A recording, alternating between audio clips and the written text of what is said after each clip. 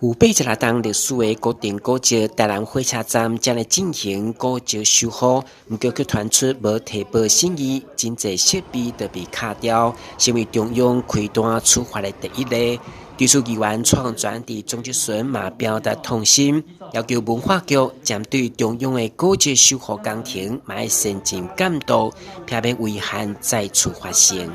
自己没有努力的去做功课，然后自己睡着了，大家相信中央，这嘛不对啊！我们是互相的，可以互相的一个提醒哦，不是分上下级哦，就是说这种情形，如果说同时在我们这边进行这个修复的工程，即便是中央的，我们地方政府也责无旁贷，也要不定时的去关心了解。我今天坦白讲，如果是中央地方不同政党执政，哦，另外一个竞争的政党绝对定得死死的啦，因为我们很相信，对不对？但是这样一旦发生这种事情哦，大家免不了还是对我们执政当局会觉得打个问号哦，这嘛是遗憾呐，所以我们不要让这种憾事这样子的一个发生哦，这个都有责任在啊，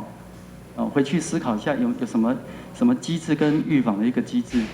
监督机制，在它的工程方面，如果有需要台南市政府来协助，甚至代办的，譬如说我们就有代办国产署的三山国王庙的修缮，所以这个部分基本上诚如议员讲，地方上可以就近来什么协助啊，所以这个部分我想，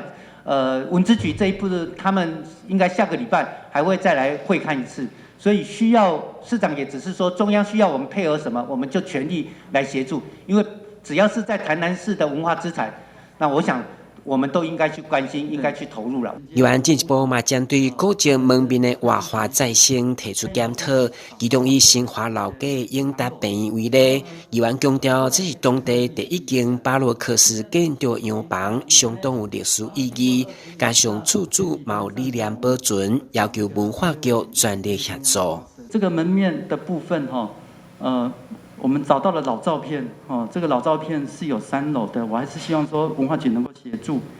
就是说总是官方的一个资源，跟我们自己民间自己出钱去盖成这样的，是意义不一样的，它可以留下相当的官方面的一个资料。在上个会期，议员就有跟我提到这件事情，那其实来协助民众来把这个立面来恢复，其实我们都很乐意。那这个部分我们也跟屋主。也跟委员都讨论过，第一个是跟屋主索取说有没有相关的图啦，